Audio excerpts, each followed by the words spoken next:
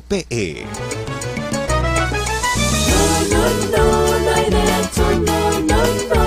El Instituto de Defensa Legal presenta No hay derecho. Un espacio de noticias, diálogo, debate y participación. No hay derecho, no.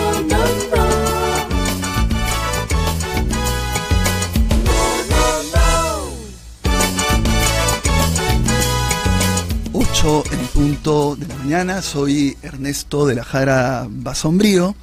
Acostumbro a venir los jueves para conducir con Glatzer Tuesta el programa, pero como Glatzer anunció el día de ayer, él ha tenido que viajar y por eso voy a conducir yo el programa algunos días. Voy a venir también en una o dos oportunidades con Gustavo Gorriti. Bueno, no sé si ya está Glatzer al teléfono. Bueno, vamos a hacer una conexión con Glatzer porque él quiere hablar sobre esa noticia de la ministra de Educación, Martán, pero vamos a dejar el tema para que él lo aborde. Bueno, vamos a tener un programa sumamente interesante, como se suele decir. Creo que nadie diría, este programa no va a ser interesante, siempre hago esta broma acá, pero algunos comentarios previos, ¿no? Para mí una, por supuesto, buena noticia es la reunión entre el presidente del Consejo de Ministros, Fernando Zavala, y el presidente del Congreso, Galarreta. Obviamente es obvio que deben haber acuerdos mínimos entre el Congreso, que tiene una mayoría abrumadora, y creo yo que ha sido bastante obstruccionista durante todo este tiempo, y un gobierno que ganó las elecciones pero que no tiene esa mayoría en el Congreso. O sea, todo el mundo en el país quiere eso. Ahora, cada vez que hay estos diálogos, estos acuerdos, uno se preocupa porque finalmente no solamente no llegan a nada, sino inmediatamente se vuelve la situación actual. Se reunió, Keiko tuvo esta iniciativa de volver a dialogar y llegar a unos acuerdos, y de repente nombra inmediatamente a Galarreta justamente de presidente del Congreso, o sea, la persona más confrontacional, que le había llamado hacía poco Montesinito, nada menos que al Zavala. Bueno, ahora Zavala, leo en el periódico, en los diferentes medios de comunicación, he escuchado ya también, se expresa pues maravilla del diálogo, dice que el diálogo ha sido absolutamente productivo, que a partir de ahora se va a hacer todo absolutamente diferente, todos van a trabajar de la mano, en fin, realmente son palabras muy elogiosas de la reunión que ha tenido con Galarreta. Pero de pronto uno ve al costado que el Congreso, la Comisión de Lavallato, ha decidido que de todas maneras Zavala, que es el que está hablando maravillas del diálogo, tiene que ir a la comisión a declarar, a esclarecer por qué han destituido a las procuradoras. Ya habían pedido, no había ido, diciendo que le corresponde a la ministra de Justicia, que es obvio que le corresponde a ella, que es la que nombra y saca a estas procuradoras. Sin embargo le dicen que no, que venga acá Zavala. Además, a la Comisión Lavallato, que está justamente investigando ese caso, ¿no? Entonces uno dice, ¿qué cosa puede ser?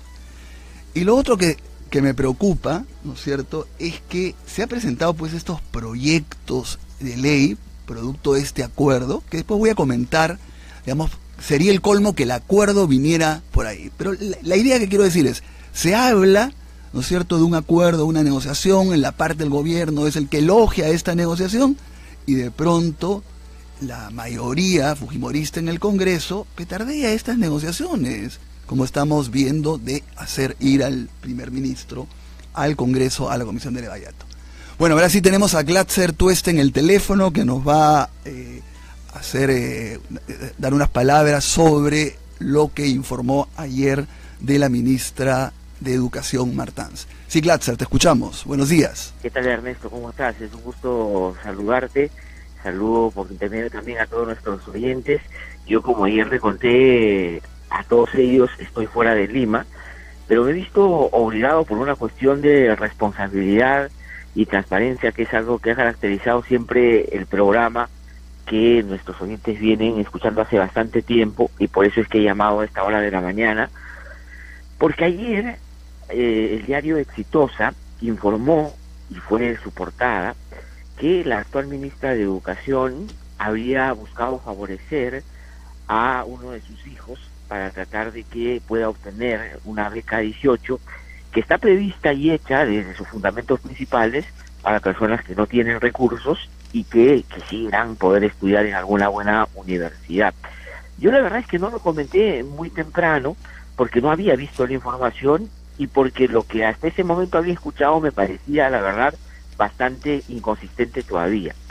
Pero más adelante en el programa, cuando hice la primera entrevista, la mención que hace el congresista Johnny Lescano, y en ese momento ya me había llegado el periódico de ayer, entonces hice un par de preguntas sobre ese tema tomando esa información y generé una reacción en mis invitados en ese momento. Pero después, conforme han pasado las horas y las reacciones, pues debo reconocer que me he sorprendido por una información que a todas luces, después cuando he revisado y he confrontado y he llamado a algunas personas para comprobar esta información, era pues una información totalmente malintencionada, una información que lo que buscaba era desacreditar a la ministra. Uno puede tener críticas como la tenemos a la ministra, al gobierno y a cualquier funcionario de este gobierno que no están haciendo, desde mi punto de vista, las cosas que deberían haber hecho con una voluntad más reformista. Pero eso que ayer hizo Exitosa es un asunto que termina siendo, desde mi punto de vista, inaceptable. Asumo la responsabilidad de no haber sido lo suficientemente riguroso para preguntar en ese momento más sobre el tema y, por supuesto, va a ser un asunto que de aquí en adelante, de todas maneras, voy a hacer frente a ese medio de comunicación, que además, quiero decir, ya no voy a comentar en el periódico porque efectivamente tienen ese interés clarísimo de, muchas veces sin fundamento y con un ánimo de justamente perjudicar al gobierno, sacar informaciones o promoverlas de una manera que a mí me parece inaceptable. Ya lo habían hecho antes con este intento de desacreditar al presidente Kuczynski y a su gobierno, diciendo que estaban en tentativas para que Ollanta se escapara el día de Francia, yendo Humala a esta ceremonia para tratar de refugiarse ahí, ¿no es cierto? Entonces, yo quiero de todas maneras decirlo, la gente nos conoce perfectamente y no quiero que se quede esa idea de que nosotros somos parte de un asunto de esta naturaleza. Además, no voy a comentar ese medio de comunicación más en el programa porque se ha no solo dedicado a hacer campaña de esta naturaleza, sino que además concentra hoy en día a, creo que ese periodismo que terminó siendo bastante útil y promotor y amplificador de las estrategias de Montesinos y Fujimori de la década de los 90, y hoy día ha reunido a gente que reemplaza la inteligencia por el adjetivo, ya que no tiene capacidad de poder ser un periodismo crítico con asuntos que puedan no solo proteger el interés público, sino plantear con algún nivel de respeto a algunas informaciones, ¿no? La verdad que ayer he estado, porque ha habido reacciones en las redes también y han planteado esto, y por eso es que hoy ya me he visto obligado a llamar, porque creo que con transparencia y por respeto a nuestros oyentes eso tiene que quedar sumamente claro, Ernesto. Yo te agradezco muchísimo, la verdad, yo estoy fuera de Lima, como dije ayer, pero sí siento que esto es una obligación y por eso esta mañana te he llamado para que me des un par de minutos para decir justamente esto. Muchas gracias, Glatzer. Creo que haces bien de haber planteado el punto, ¿no? Evidentemente ya está claro que ha sido una portada absolutamente difamatoria, pero para retomar este tema, ¿no es cierto? Que yo digo, por un lado, se habla que hay negociaciones, que va a haber un acuerdo, que van a haber mucho mejores relaciones entre el Congreso y el Ejecutivo, como ha celebrado el primer ministro Zavala, y por ejemplo, en este tema yo veo también que la parlamentaria fujimorista Alejandra Aramayo instó a la ministra de Educación, Marilú Martans, a renunciar a su cargo luego de conocerse la denuncia del diario Exitosa. Entonces, a esto me refiero. Y estaba hablando que se habían presentado, todos nos hemos referido a estos proyectos que han presentado en el discurso presidencial y que tanto Zavala como la congresista Luz Salgado han aclarado que son proyectos que se han puesto de acuerdo. Entonces me parece interesante la iniciativa, pero ojo, habría que tener cuidado si se comenzara aprobándolo el Consejo Nacional de la Magistratura, que después vamos a abordar el tema con un expresidente del Consejo Nacional de la Magistratura, que ha sido muy buen integrante del CNM, pero sí adelantar que hay 5 proyectos, que sería pues mucho mejor que comenzaran con los proyectos, ¿no es cierto?, que tienen que ver con el tema del agua, con otros proyectos, y no comenzar por este proyecto del Consejo Nacional de la Magistratura, que es una politización total. Y justamente, yo he dicho que vamos a comentar después de lo del CNM, pero quería recalcar un artículo que está en la página de opinión del diario El Comercio de nuestro defensor del pueblo, Huarte Gutiérrez, que justamente fue elegido por el Congreso, donde yo personalmente hubiese preferido totalmente a otro de los candidatos, como podía ser Albán o el mismo Eduardo Vega, pero él acá primero habla sobre el poder judicial y, digamos, descubre lo del poder judicial, pero incluso exagera, ¿no? Porque dice, alguien le habrá dicho al presidente de la República que los juicios en el poder judicial duran 50 años. Bueno, yo creo que es un poco exagerado, ¿no? Pero ¿qué cosa dice sobre el Consejo Nacional de la Magistratura? Dice, la iniciativa legislativa para modificar la composición del CNM es una propuesta importante, pero no alcanza para una reforma del sistema de justicia, ni siquiera la roza. Es decir, no se pronuncia, pues él debería tener posición. Si está a favor, que diga que está a favor; si está en contra, que lo diga. Pero que no haga pues esta cosa que evidentemente está claro, que la respalda, en el sentido que si no toca las críticas, quiere decir que la respalda. Pero ya vamos a tocar el tema a profundidad, pero sí adelanto que es muy peligrosa, ¿no? La otra noticia que quería comentar es que se llevó a cabo el día de ayer la prisión preventiva, la audiencia de prisión preventiva en segunda instancia sobre el caso de Ollantumala y Nadine. Debo recordar que ellos estaban con comparecencia restrictiva. El fiscal provincial pidió que se cambiara esta comparecencia a prisión preventiva. El juez de la investigación preparatoria, que es el juez de primera instancia, accedió a ello y se le dio prisión preventiva, se apeló a la figura y ahora están en la audiencia. Podría haber resuelto la sala de 3 magistrados en ese momento, pero ha hecho uso del derecho de esperar 48 horas. La audiencia, ¿cómo fue? Yo diría que medio incomprensible. Yo la seguí, realmente toda desordenada, cada mundo dice lo que quiere. Yo creo que debería, para que la gente entendiera, incluso si yo que soy abogado no la entiendo muy bien, debería hacerse mucho más concreta, punto por punto. A ver, hay peligro de fuga, este es un primer argumento, ¿qué dicen las partes? Pero en fin, pero lo cierto es que un punto a favor de la pareja presidencial individualmente es que el fiscal intentó poner nuevos elementos de convicción para sustentar su peligro de fuga. Por ejemplo, mencionó todo este tema de la Embajada de Francia, que el colaborador eficaz estaba siendo presionado, los audios que habían sido se habían escuchado en programa de televisión, pero fueron declarados inadmisibles, ¿no es cierto? Ese es un punto a favor. Bueno, ahora caben diferentes posibilidades. Una posibilidad es que reafirmen la prisión preventiva y se queden los 18 meses en principio. Otra posibilidad es que modifiquen y se vuelva a pasar a la comparecencia restrictiva con reglas de conducta. Pueden ser mucho más severas estas reglas de conducta. Se habla de la posibilidad del brazalete electrónico. Yo creo que no procede, pese a que Nadine tiene hijos chicos, pero es muy difícil. Creo que es una posibilidad, no está, a pesar de que la ley habla para delitos que no pasen los 8 años, entonces es bien discutible que se le diera, ¿no? No corresponde de ninguna manera. En fin, yo creo que la solución podría haber una detención domiciliaria, porque estamos todavía en proceso, se aplica ahí, pero ahí también hay una serie de prioridades para gente mayor, gestantes, en fin. Igual podría irse por el lado del caso Nadine, que tiene hijos menores, pero yo creo que la solución va a ser o entre ratificar la prisión preventiva o cambiar nuevamente a comparecencia restrictiva. El asunto es absolutamente opinable, finalmente es subjetivo. Hay criterios, ¿no? Pero que el juez decía, ¿se pueden fugar o no? ¿Van a alterar o no la verdad?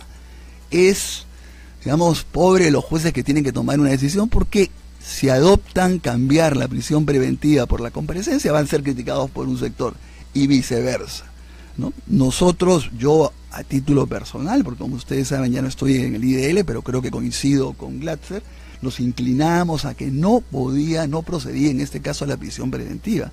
No porque fueran inocentes, creemos que hay los elementos para que sean procesados judicialmente por el caso de corrupción.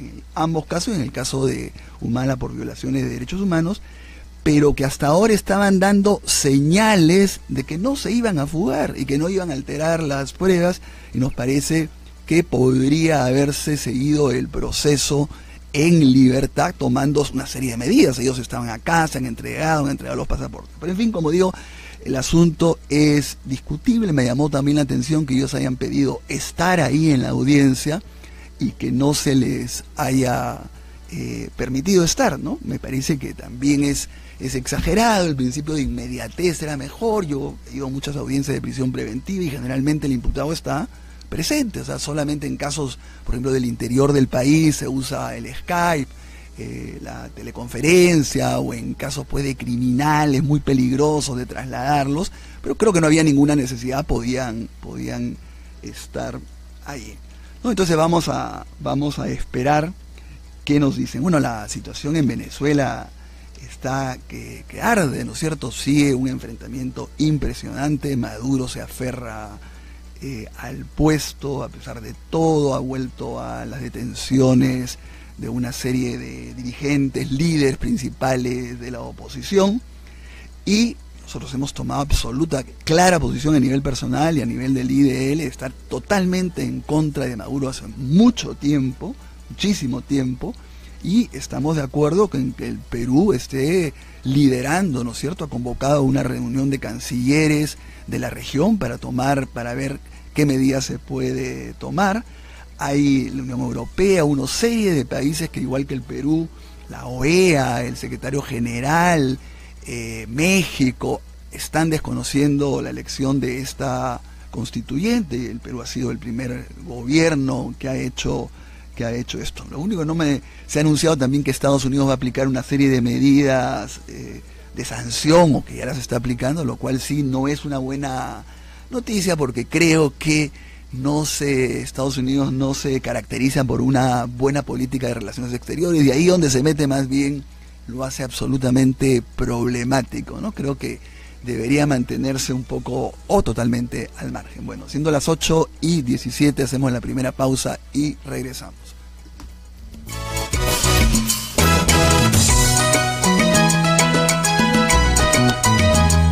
Que no te cuenten cuentos, el Diario 1 te cuenta la verdad. Compra el Diario 1, el diario oficial de la realidad peruana. A ver usted, deténgase. Se pasó la luz roja y chocó un taxi. ¿Sus documentos? ¿Qué cosa? ¿Tú sabes con quién estás hablando, Soy coronel del ejército. Así que evítate problemas. Anda tranquilo nomás. Siga nomás, no hay ningún problema. ¿Qué cosa? Las faltas y violaciones a las normas deben ser sancionadas con el mismo rigor. Civiles y militares tenemos los mismos derechos y también los mismos deberes. Porque no hay derecho. A esta hora, Noticias de la Red, descentralizando la información y el debate. Bueno, nos vamos con nuestro primer corresponsal en este esfuerzo que tenemos de una red a nivel nacional, y nos vamos a Tumbes. Desde ahí, Raúl Rioja nos va a dar su informe. Raúl, te escuchamos. Buenos días, amigos de No hay Derecho. El ministro delegado por Tumbes, Alfredo Grados, estuvo en nuestra región en reunión con alcaldes provinciales y distritales para definir el plan de trabajo de la reconstrucción. Este jueves llegará Pablo de la Flor, director de la Autoridad para la Reconstrucción, y se elaborará la lista de proyectos a presentar, priorizando encauzamiento de quebradas, puentes y vías de acceso. Las obras se iniciarían en septiembre con una inversión por más de 200 millones de soles. El alcalde provincial Manuel de Lama y el gobernador Ricardo Flores acompañaron al ministro en un recorrido por los sectores donde se ejecutarán las obras. En Tumbes, para No hay Derecho, Raúl Rioja. Muchas gracias. De Tumbes nos vamos a Piura y va a dar su reporte Evaristo Chunga. Evaristo, muchas gracias por estar en contacto con nosotros. Escuchamos tu informe. Buenos días, amigos de No hay Derecho. inician dos operativos contra la tala ilegal por parte de Serfor en Piura. Primero fue el sector Playas Huertas del distrito de La Huaca, provincia de Paita, donde se intervinieron a 4 personas e incautaron 2 motofurgones con unidades de leña por tala ilegal de algarrobas, señaló Juan Otivo Mesa, responsable de la Administración Técnica Forestal y de Fauna Silvestre de Piura. Dijo que la leña de algarrobo talada ilegalmente en esta área de bosque seco ribereño es trasladada en motofurgones para abastecer los hornos artesanales de producción de ladrillos del distrito de Ignacio Escudero en la provincia de Sullana. El otro golpe contra la tala ilegal fue a un astillero naval ilegal ubicado en el centro poblado de Parachique de la provincia de Sechura, donde decomisaron 29 unidades de madera aserrada de la especie forestal denominada faique, iniciándose un proceso de investigación para establecer las responsabilidades administrativas de acuerdo a la ley de Piura. Para IDL Radio, Evaristo Chunga. Hasta pronto. Muchas gracias, Evaristo, por esta información. Bueno, vamos a plantear la pregunta que pedimos que nuestros oyentes nos respondan por Facebook. A quienes todos nos están siguiendo le damos, por supuesto, un cordial saludo. Hemos tenido una buena acogida. También, por supuesto, agradecemos a nuestros oyentes por la página de Radio San Borja, los que nos siguen por radio en el Perú, al interior y también desde el extranjero. Bueno, la pregunta es la siguiente. ¿Está a favor o en contra del proyecto del Poder Ejecutivo sobre la nueva elección de los miembros del Consejo Nacional de la Magistratura? Como se estaba anunciando, hay un cambio ahí de la composición, entonces queremos preguntar si están a favor o en contra de este cambio que ha sido planteado en el Poder Ejecutivo durante el discurso presidencial. Bueno, solamente comentar que he visto ahí por Facebook que nos dicen que habría que tomar en cuenta también que en el caso del hijo de la ministra de Educación, Martán, ha postulado a esta beca presidente de la República, donde también se pone es también para determinadas personas con límites económicos, pero evidentemente mucho más altos si se habla de cuestiones familiares también, del patrimonio familiar. Sin embargo, yo creo que ahí hay que insistir. La ministra no tiene absolutamente nada que ver, no había ninguna incompatibilidad. El hijo tenía 26 años. Ahora el criterio es del hijo, ¿no? De repente, pues el hijo no debió mejor no postular, esa, digamos, ya es una cuestión personal. Prueba de ello es que le rechazaron la beca, no se la dieron tampoco. De repente la razón ha sido justamente porque presentó los papeles, los ingresos de los padres y consideraron que no. ¿Cierto? Eso habría que, sí, es cierto lo que dice el que nos ha escrito, que hay esta limitación económica, pero eso no afecta para nada a la ministra. Que en ese momento, además, acuérdense ustedes, era asesora del equipo de asesores del Ministerio de Educación, no era el cargo que tiene ahora de ministra de Educación, como ha dicho Exitosa. Bueno, hacemos un nuevo corte para venir con nuestra primera entrevista, que es un análisis sobre la situación con dos politólogos de primera, Carlos Fernández y Carlos Alza. Hacemos el corte y regresamos. Hasta aquí Noticias de la Red, descentralizando la información y el debate. Que no te cuenten cuentos, el Diario 1 te cuenta la verdad. Compra el Diario 1, el diario oficial de la realidad peruana.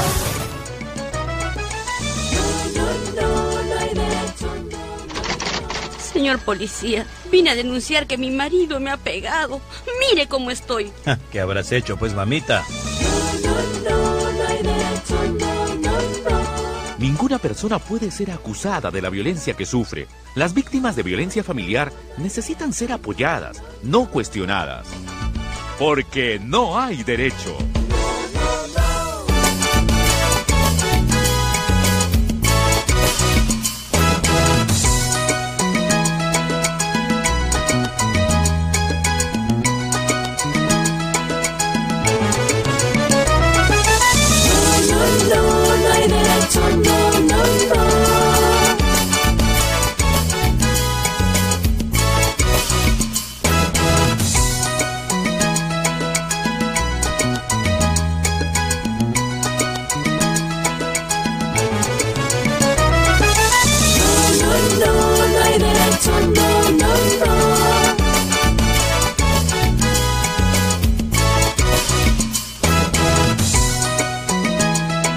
8:25. Como lo anunciábamos, vamos a hacer un poco el análisis de la situación que da para mucho. Hay innumerables temas. Ya llegó con nosotros Carlos Fernández Fontenot. Él es director de la Escuela de Ciencias Políticas de la Universidad de Ruiz de Montoya. Además, tiene un amplio periplo enseñando en la Universidad de San Marcos, de la de Lima, en fin. Es doctor en Ciencias Políticas y está permanentemente al tanto de los temas que ocurren, por supuesto, en el Perú. Muy buenos días, Carlos, y muchísimas gracias por estar acá. ¿Qué tal, Ernesto? ¿Cómo estás?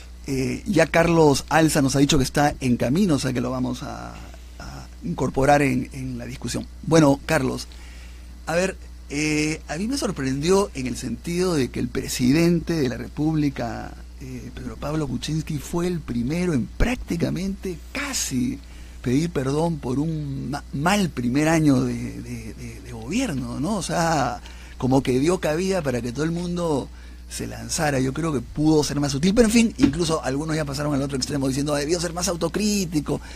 ¿Tan malo ha sido el primer año? ¿Cómo la ves? ¿Por qué crees que ha ocurrido esto, no? Mira, yo no creo que ha sido un mal año. Es verdad que arrancó, digamos, tratando de agarrar viada en el gobierno, empezar a ejecutar las leyes que recién empezaba a aprobar, pero se le vino, en verdad, esto del niño costero de una manera muy fuerte y cayó también el tema del abajato, ¿no? Entonces, si tienes estos dos grandes temas graves que te paralizan el país, tanto físicamente a través de los desastres naturales como a nivel político por la bomba que significó el escándalo Lavajato. Ahora, si eso tú le añades el tema chinchero, un mal manejo político, ahí sí yo creo que el principal error político, yo creo, en esta primera etapa ha sido el manejo del caso Chinchero, ¿no? Porque ahí ha caído varios ministros, ha caído 2 ministros, digamos, prácticamente, en menos de un año, por un problema, digamos, mal manejado. Entonces ese problema yo creo que ha sido el peor manejado, el que se ha podido evitar, digamos, porque tú no puedes evitar los desastres naturales, el niño costero, no puedes evitar el escándalo Lavajato porque viene de Brasil, pero sí hubieras podido evitar este desgaste prematuro que ha significado el caso Chinchero. Ahora, ¿por qué? Ahora, sobre lo que tú me estás diciendo, pero mira, a ver, la reacción oportuna que se tuvo frente al niño costero, más bien fue lo que hizo que el gobierno subiera totalmente las encuestas, porque la población le reconoció que había actuado bien. Entonces es un poco relativo, porque esas son las dos explicaciones que dice el gobierno, ¿no? Por un lado Lavallato y por un lado 1% ha caído también el crecimiento económico por este caso. Pero lo cierto es que lo ayudó y que podría haber aprovechado la oportunidad. ¿No crees que ahí marcó una pauta que debió aprovechar por el lado de como hacer obra, no quedarse un poco en la agenda, en la cancha pequeña? Sí, yo estoy de acuerdo contigo en el sentido que el niño costero tiene dos caras, la cara positiva y la cara negativa, ¿no? La cara positiva la has dicho tú, efectivamente, esta reacción oportuna, mandar a los ministros a los departamentos, le significó, digamos, un refresco político, un respiro, una oxigenación, eso es verdad, pero está la otra cara, que es la negativa, que es el impacto en la economía nacional.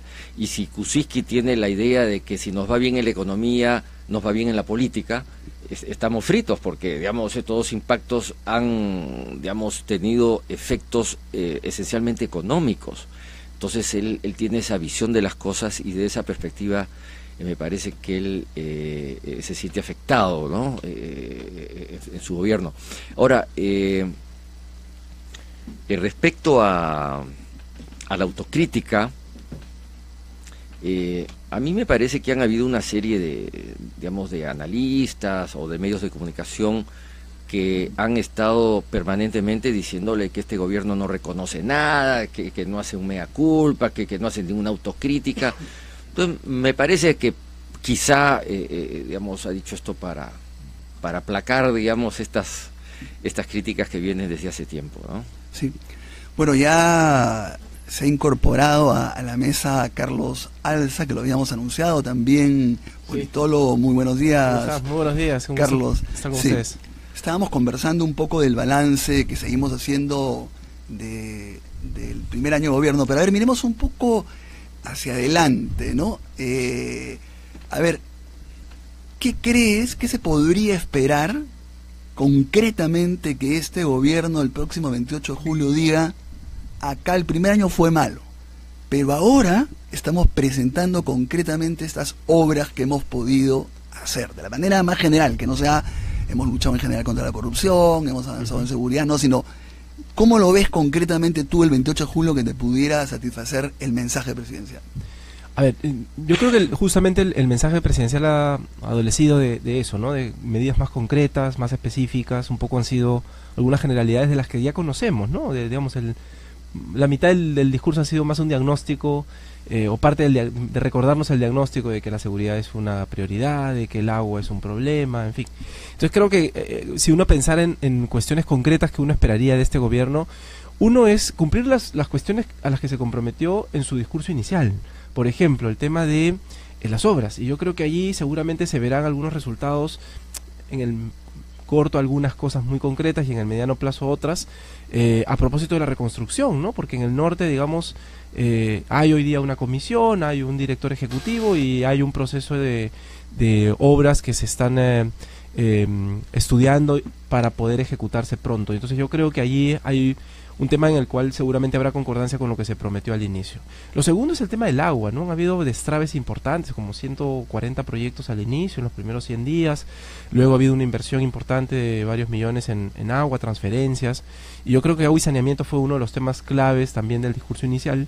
O sea, tú consideras, porque yo creo también a mí me entusiasmó mucho en el caso de PPK su planteamiento sobre el agua, centrarse como unos puntos prioritarios del agua. Ha habido ahí y yo creo que ha habido avances interesantes, ¿no? O sea, digamos, no, quizá no será...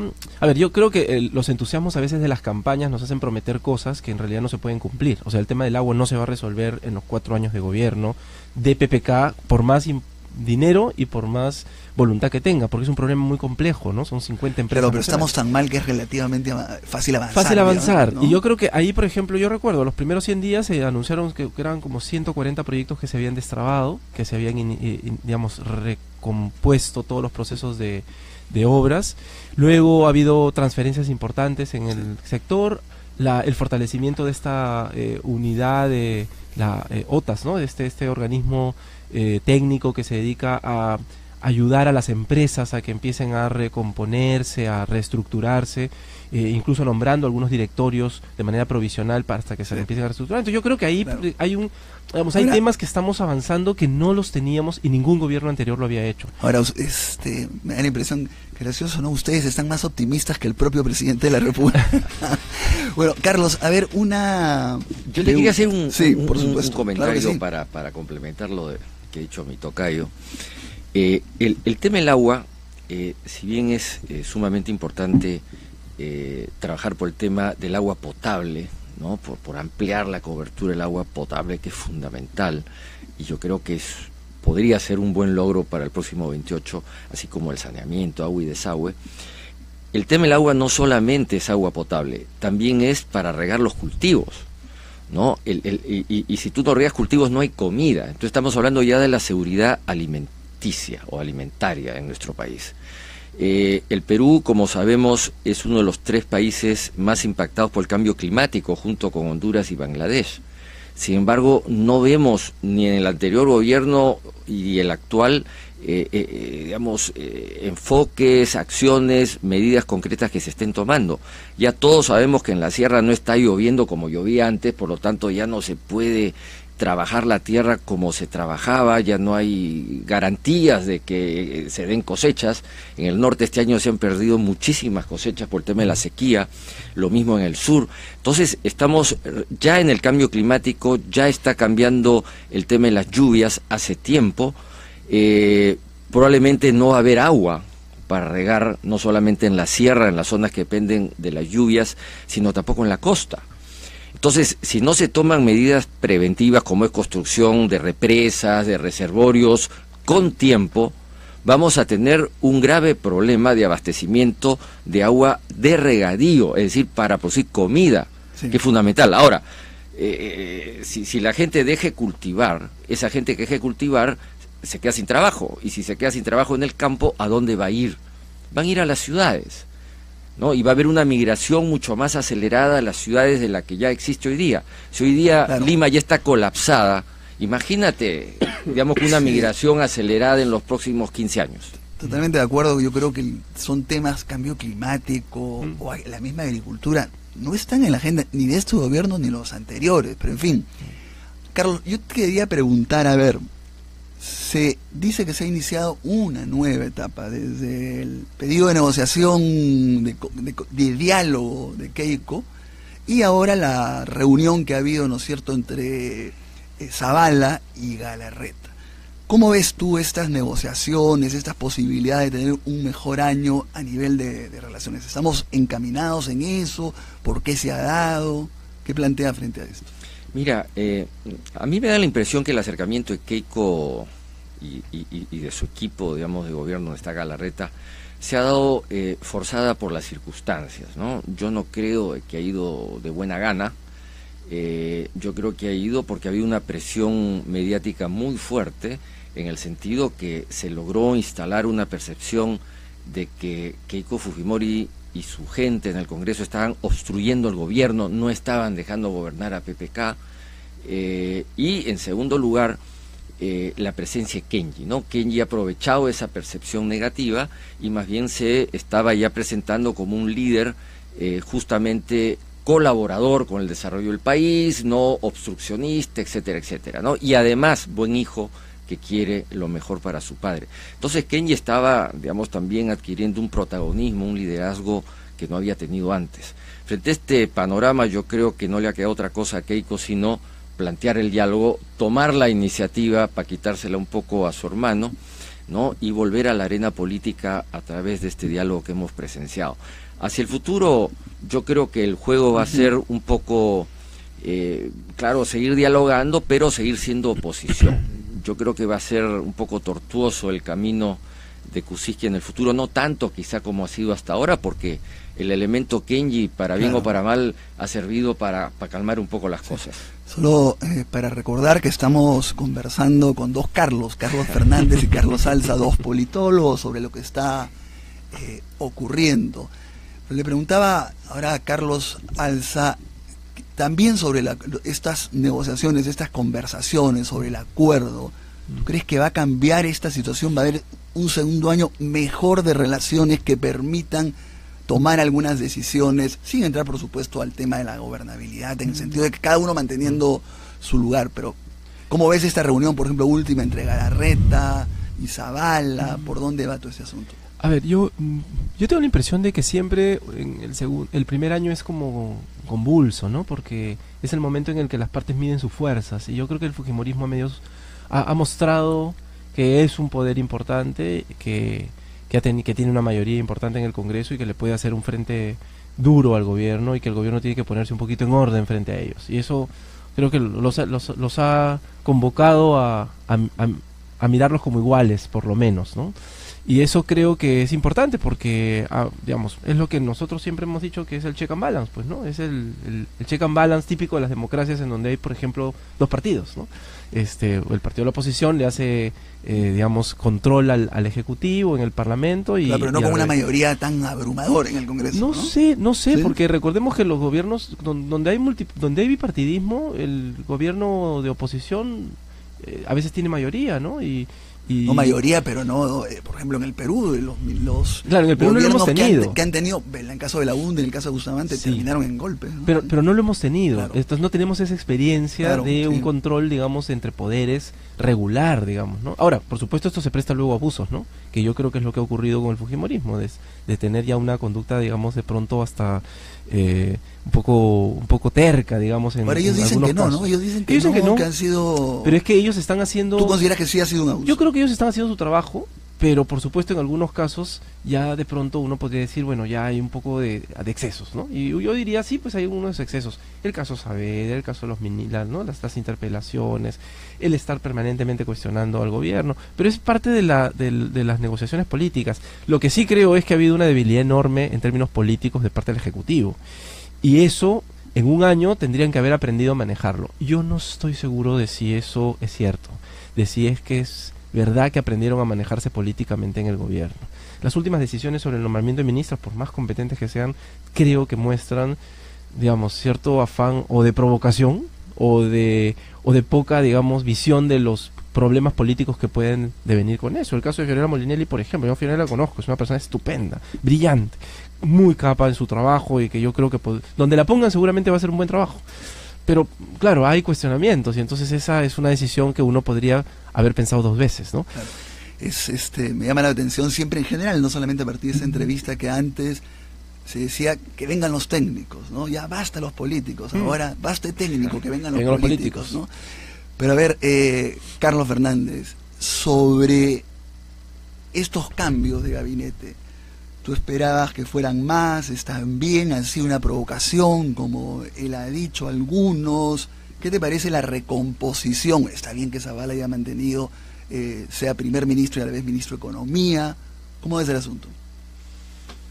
Mira, yo hubiera nombrado un ministro más para que Zavala pueda estar más libre, ya sea como primer ministro o como ministro de Economía. Quizás se hubieran necesitado hacer otros reajustes en otros ministerios también. ¿Podrías decir cuál, por ejemplo? Justicia, yo creo que es un ministerio problemático. Yo creo que digamos, la ministra ha cumplido una función adecuada, pero a nivel político, digamos, se han concentrado muchos problemas ahí, ¿no?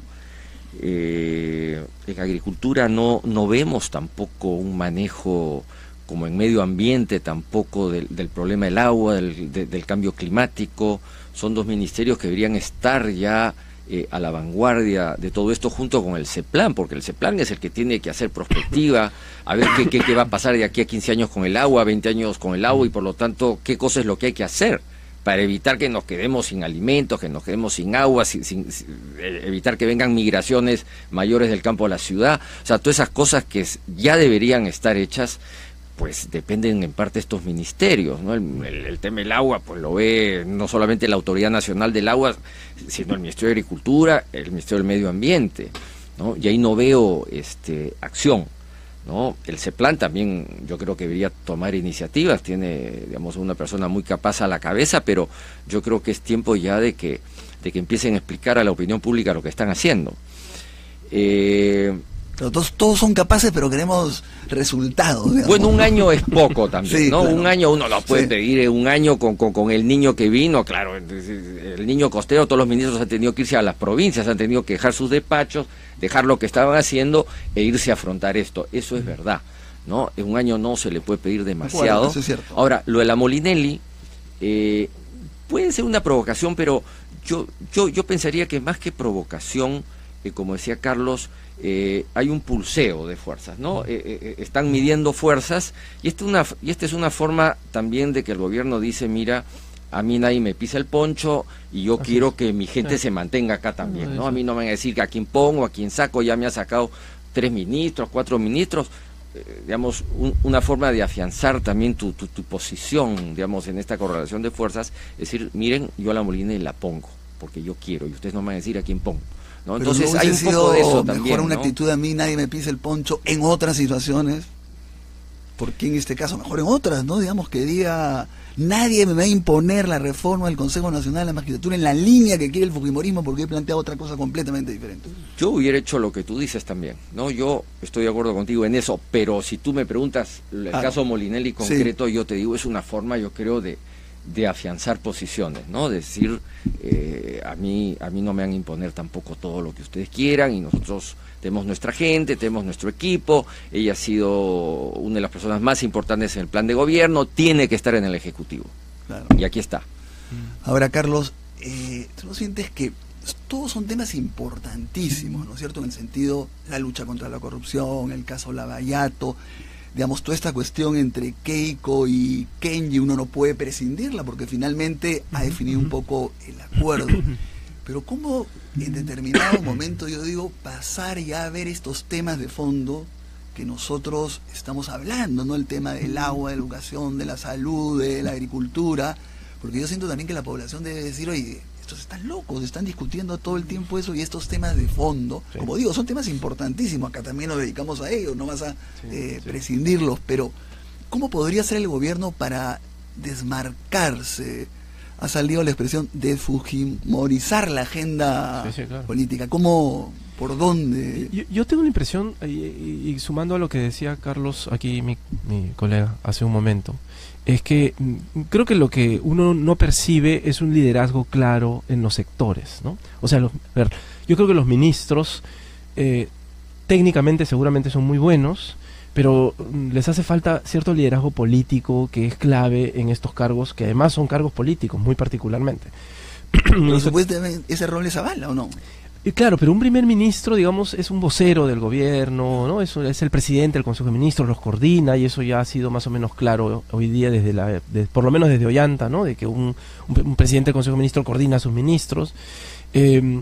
Pero cada ministro en su sector, o sea, por ejemplo, yo creo que el caso Saavedra fue un caso claro, ¿no? O sea, Saavedra lideraba una reforma en el sector de educación y una agenda en temas educativos muy clara. Y lo hacía además políticamente, comunicaba, decía qué cosa estaba haciendo, tenía presencia pública. Entonces, claro, va marcando los temas de agenda y es muy claro y uno siente que hay una reforma en curso, ¿no? Lo más parecido a lo de Saavedra creo que es Basombrío, y Basombrío lo hace, ¿no? Hoy día él mencionó, ¿no? Y dijo, bueno, estas son las 7 reformas que yo estoy haciendo, estos son han bajado 5 puntos la inseguridad ciudadana, estamos avanzando en estos temas, digamos, mostrando un poco resultados y generando esto que le llamamos en ciencia política el valor público, ¿no? El valor público que se espera generar en una comunidad que espera resultados. Y esos resultados tienen que ver con procesos que el propio gobierno va dirigiendo.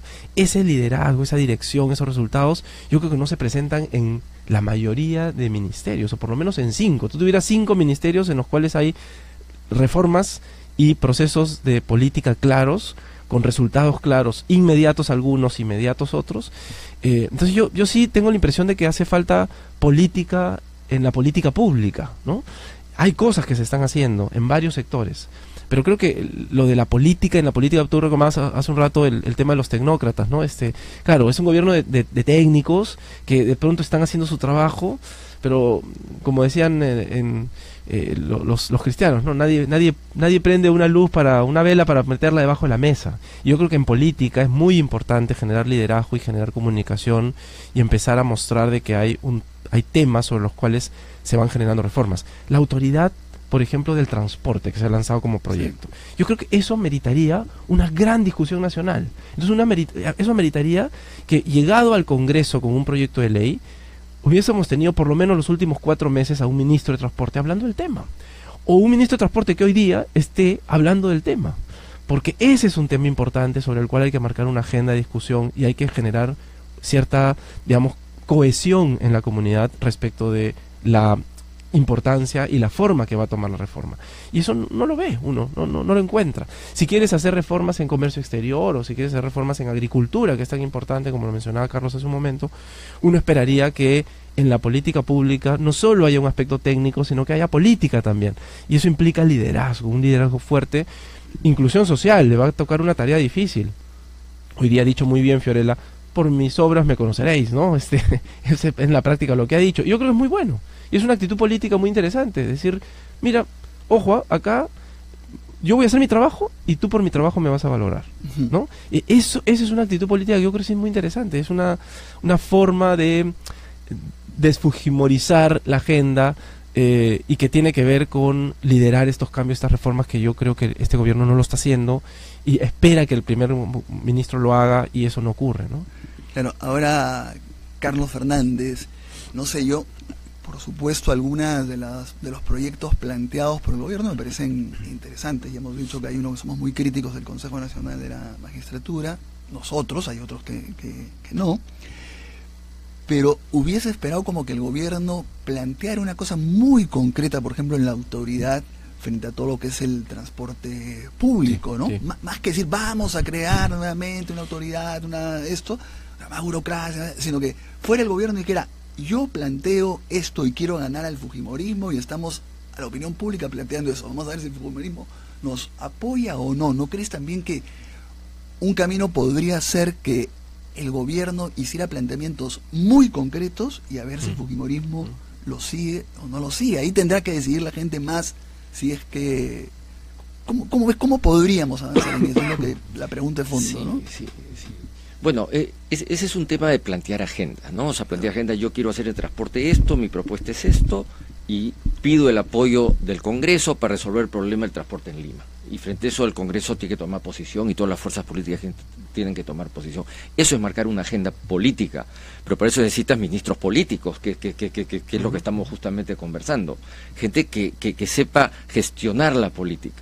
Y parte de la gestión política no solamente es marcar agenda en el escenario político, sino también comunicar, que es lo que más o menos Carlos estaba planteando. Tú si haces cosas y no las comunicas, no las informas permanentemente, nadie se entera. Y si nadie se entera, creen que no estás haciendo nada y que eres un mal ministro y por supuesto tú en las encuestas bajas un montón. Ese es un problema grave. Y el otro problema de que a veces nos olvidamos es el problema de la injusticia social, ¿no? El problema de las grandes desigualdades que siguen habiendo en nuestro país, con un Movadef que a veces empezamos a acordarnos que existe, ¿no? Y no prendemos las luces sobre casos, digamos, de empresas mineras donde hay gerentes que ganan $40,000 mensuales y al costado están rodeados de comunidades con desnutrición infantil crónica, digamos, donde la gente pues no gana ni $200 al mes.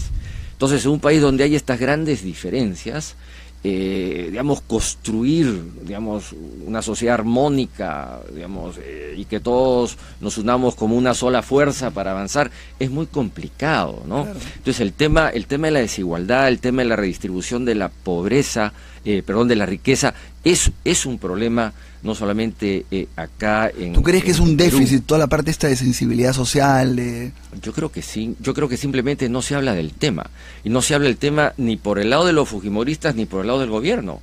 ¿Por qué? Porque los dos están más o menos de acuerdo en el mismo modelo económico, donde este no es un problema central, digamos. O sea, el crecimiento garantiza, digamos, salir de la pobreza, ¿no? Entonces ellos lo que quieren hacer es que siga habiendo crecimiento, lo cual está muy bien, por supuesto, tiene que haber crecimiento, pero tiene que haber también ciertas políticas redistributivas desde el Estado.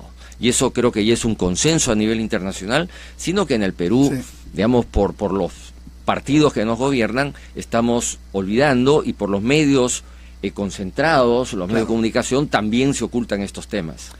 A ver, hemos recibido un bloque de preguntas por Facebook que apuntan a un aspecto importante, interesante, diferente. Es decir, ¿cómo ven todo este caso de Odebrecht, pero concretamente en relación a Alan García, Toledo, Humala, Keiko, en fin, ¿por dónde va el asunto? A ver, Carlos Alza, ¿cómo ves la prisión preventiva de Humala? No como abogado, no eres abogado, pero políticamente, ¿cómo se ve? Ahora, Alan García tiene que ir en estos días a declarar ante el Ministerio Público, a declarar en el sentido a rendir su manifestación, sí, no está en calidad para nada de procesado. Toledo está prófugo, política, corrupción, Odebrecht. Mira, yo creo que es muy importante que este proceso se esté dando en el Perú. O sea, sí me parece fundamental, porque la imagen de impunidad, de que aquí hay intocables, era muy grande en el Perú, y durante años, ¿no? Toda la historia, en realidad, de nuestra república ha sido así, ¿no? La idea de la impunidad. Yo creo que lo primero que ocurrió con Fujimori, de tener un presidente juzgado y que está cuestionado, además, por estos problemas, no solo de derechos humanos, sino de corrupción, creo que es muy importante. Y hoy día pensar, claro, lo lamentable es que son todos los presidentes vivos, casi que todos los presidentes vivos que tenemos, ¿no? Pero sí creo que es importante, porque da la idea de que finalmente hay un proceso en curso de investigaciones que, con sus vaivenes y sus problemas, empieza a plantear la idea de que efectivamente no deberían haber intocables en el Perú, y que todos deberían pasar por la justicia, y que esta justicia debería ser mucho mejor cada vez. Claro, lo terrible, digamos, que uno ve es que en este proceso esos vaivenes te muestran de pronto un poder judicial pues con muchas debilidades institucionales, ¿no? Te muestra de pronto la enorme red de corrupción que está tejida a través del gobierno, pero además con el sector privado y con actores que uno de pronto no imagina y que van apareciendo en el camino y que te descorazonan, digamos, ¿no? Respecto de y te desesperanzan respecto de lo que puede ser el proceso de construcción de un Estado, de una república.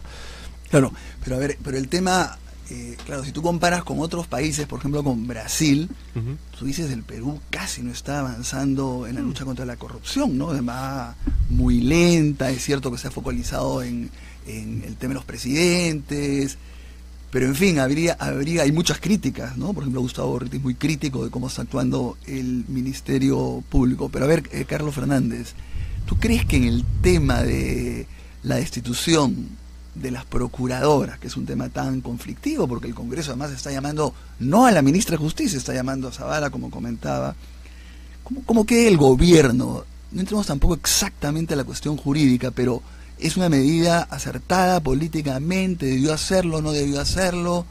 ¿Cómo ves el asunto? Mira, antes de responder a tu pregunta, quería complementar un poco lo que ha dicho Carlos y tu anterior pregunta. Uno de los problemas de la corrupción en el Perú es que en el Perú la corrupción está concentrada en la cúpula de los partidos políticos, es decir, en las altas esferas de los que gobiernan el Perú.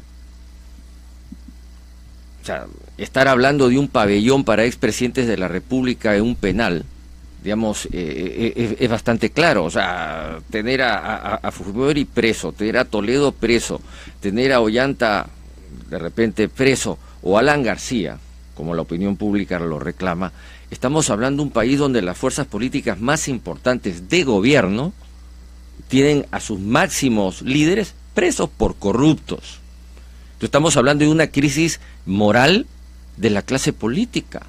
No puede ser que el partido político histórico más importante del Perú, el APRA, en sus últimas elecciones internas se acusan unos a otros de corruptos. Y sus elecciones internas se hacen fraudes entre ellos. ¿Cómo no van a hacer fraude a los otros, a sus enemigos, si entre ellos se hacen trampa? Se hacen fraudes. Entonces estamos ante un problema de profunda corrupción de la clase política peruana. Y esto nos lleva al tema del recambio de la clase política peruana. Yo creo que estamos en una etapa en que tienen que surgir nuevas fuerzas políticas en el Perú, renovarse algunas que todavía mantienen, digamos, cierto nivel de pureza, digamos, moral, como puede ser el caso de Acción Popular, aunque políticamente están un poco desubicados en este momento, pero fuerzas como Verónica Mendoza o Julio Guzmán y otros líderes nuevos que estamos viendo que quieren surgir, pero que los actuales partidos corruptos no quieren que entren a la arena política, no quieren que se inscriban para las próximas elecciones, yo creo que plantea un problema importante para el mediano y largo plazo en el país. A ver, haciendo como se puede hacer ahora gracias a las computadoras, delete, ya no quiero la pregunta de los procuradores porque es muy específica, no vamos a desviar, pero a ver, siempre se menciona evidentemente a todos los que deben ser investigados, desde Toledo, Alan García, Humala, todo, pero la pregunta, a ver, Carlos alza, y no hay ahí ninguna mala intención, pero creo que hay que preguntar. Y en el caso de PPK, ¿debe ser o no debe ser investigado por los dos de Odebrecht, tomando en cuenta que ha sido presidente, era primer ministro y ministro de Economía y presidente de Proinversión cuando ocurrieron los hechos que le acusan a Toledo? Yo creo que cabe formularse la pregunta. No, pero yo creo que además cabe que todos sean investigados. O sea, yo creo que... Pero él concretamente... Pero es que PPK, este presidente, todos los presidentes que han habido y todos los que puedan haber. Porque yo creo que justamente el valor que podemos generar respecto de un proceso como este... A ver, ya estamos, como dice Carlos Fontenoy, Fernando Fontenoy, estamos desestructurados socialmente, moralmente, como comunidad política. Entonces, ¿qué nos queda, no? O sea, podemos compararnos con Brasil, como tú hacías un momento, y decir, bueno, estamos avanzando menos pronto y no tan bien como allá. Sí, pero si vemos nuestra historia, uno diría, bueno, esto que está ocurriendo es inédito, no ocurrió antes y no esperábamos que ocurra así. Y yo creo que uno puede ver medio lleno o medio vacío el vaso. Yo prefiero verlo medio lleno porque creo que así avanzamos. Y creo que la idea de que justamente haya investigación, un tema de las procuradoras que dicen es que le resultó incómodo al presidente cuando le hicieron preguntas y que él vio a procuradora como alguien incómoda para el gobierno. Bueno, yo creo que, claro, va a hacerle incómodo a este gobernante o a cualquiera de nosotros a quien nos investiguen o nos cuestionen o nos interpelen. O sea, a mí también me molesta y me incomoda que llegue la Contraloría de la universidad a ver mis cuentas en la escuela de gobierno, pero digamos, yo sé que es un asunto que debe ocurrir y que yo debo estar sometido a esa regla de verificación y control, porque si no he hecho nada malo además, pues deberían investigar, y porque creo que hay que generar el valor respecto de la investigación y el valor respecto de la transparencia que uno tiene que tener en su gestión. Y entonces ahí están los datos, que venga, sea el presidente de la República o sea el último profesor universitario o trabajador de una institución público-privada, debe ser investigado por tema de corrupción. Ese es el valor que hay que generar y creo que hay que fortalecer en este proceso, en el que con muchos errores, insisto, porque hay muchos problemas. A mí el tema de las procuradoras me resulta que fue un tema políticamente absolutamente inútil, ¿no? Y muy perjudicial para el gobierno. Creo que en un momento en el que además la discusión era el problema de Kenji, no el problema de la ministra. La ministra sale en la noche casi a generar su titular al día siguiente, como lo comentábamos con algunos profesores. Pero yo creo que la salvó también a la ministra de Justicia porque le hizo... ¿No? Entonces, digamos... Pero a ver, vamos a Carlos nos pide la palabra para ya finalizar acá la entrevista, una última intervención, seguro comentando lo de Carlos Salza, ¿no? Sí, respecto al caso Odebrecht, y en general yo coincido con Carlos y soy también optimista en que finalmente avanzamos, digamos, a tortazos, con avances y retrocesos, pero avanzamos, presionados mucho por la opinión pública, por la sociedad civil, por la comunidad internacional, pero avanzamos. Sin embargo, todos sabemos que nuestras instituciones como el Poder Judicial o el Ministerio Público, donde trabajan los fiscales, dejan mucho que desear todavía.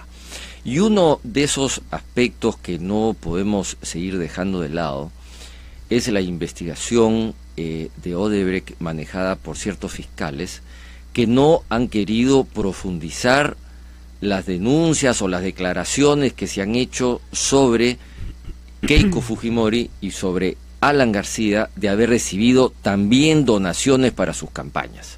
Esto me parece que es un escándalo, que solamente se busque investigar a Ollanta Humala y a Toledo, cuando el mismo Marcelo Odebrecht ha declarado que él está seguro que les ha dado dinero para financiar las campañas a Keiko Fujimori y Alan García, y los investigadores peruanos, la Fiscalía peruana no investigue nada. Eso me parece que realmente es un escándalo que hace mucho daño al Ministerio Público y pone en duda el futuro de estas investigaciones. Bueno, hemos conversado con Carlos Fernández y con Carlos Alza, dos politólogos, como algunos dirían opinólogos, que me hace también muchas gracias, porque cuando te conviene está bien los opinólogos, cuando no te conviene hablas de esos opinólogos, ¿no? Además gente que ha sido muy opinóloga también, ¿no? Además nosotros hacemos siempre, y Carlos coincidirá acá, que hacemos siempre la distinción, pero yo creo que la ciencia política es precisamente una disciplina que no solamente además se basa en opinar, que eso lo podría hacer cualquiera, ¿no? Sino que justamente la ciencia política está construida sobre la base de evidencia, información, investigación, que es lo que nosotros hacemos él en la Ruiz de Montoya, nosotros en la Universidad Católica, y que más allá de la opinión, además, tiene, digamos, un proceso de investigación, de análisis, sobre la base de evidencia, que es mucho más que mera opinión, digamos, ¿no? Eso es importante. Perfecto, muchas gracias por haber venido, y en otra oportunidad seguiremos conversando. Bueno, hacemos otro corte y regresamos con nuestra siguiente entrevista.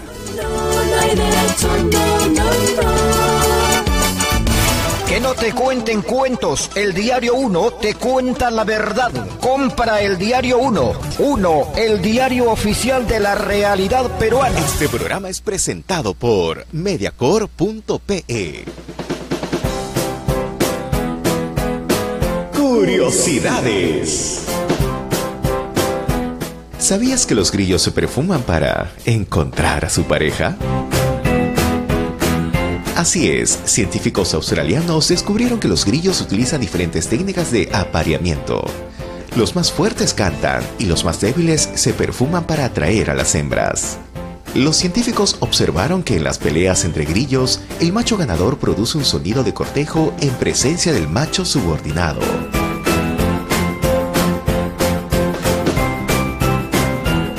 Curiosidades.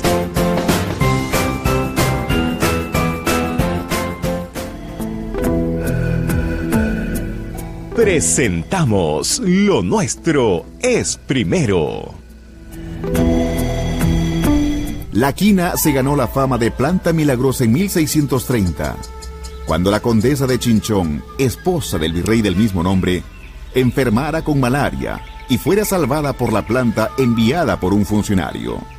Poco después, los jesuitas crearon un monopolio mundial de la quina, que fue denominada el segundo árbol de la vida. Desde entonces la malaria solo puede ser combatida con la quinina, principio activo producido por esta planta. El árbol de la quina, elegido hace casi 2 siglos para representar nuestra riqueza vegetal en el escudo nacional, es actualmente una especie en peligro de extinción. Acabamos de escuchar Lo Nuestro es Primero.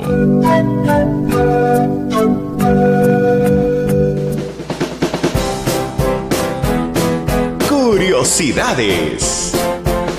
¿Sabías que parpadear hace que el cerebro trabaje con más potencia para estabilizar nuestra visión? Un estudio reciente dice que cuando parpadeamos, nuestro cerebro trabaja con mayor potencia para mantener nuestra vista estable. Además, limpia y mantiene hidratados nuestros ojos. Curiosidades.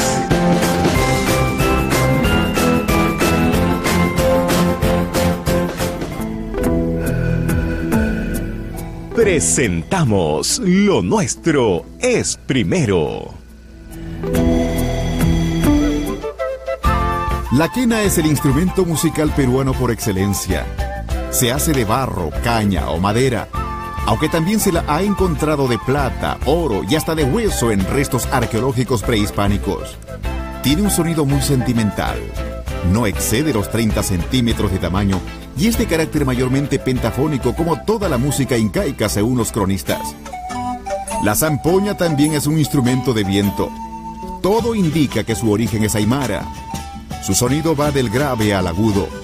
En su ejecución hay más alegría que en la quena. En la zona del altiplano peruano se toca en grupos numerosos de aproximadamente 40 músicos llamados sicuris, que tocan a contrapunto entre ellos. El cajón es un instrumento de percusión hecho de madera, cuyo sonido evoca el tam-tam o tambor africano. Nace como respuesta a un edicto en el siglo XVII que prohibía el uso del tambor. Fue entonces la necesidad de crear un sonido similar, casi una expresión ancestral, lo que llevó a la invención de esta manifestación cultural llena de ingenio. Acabamos de escuchar Lo Nuestro es Primero.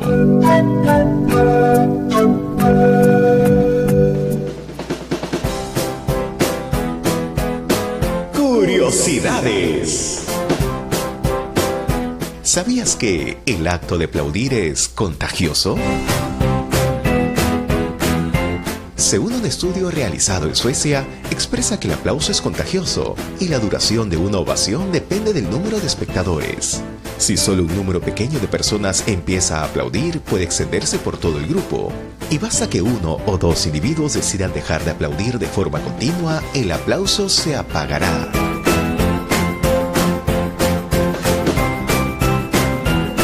Curiosidades.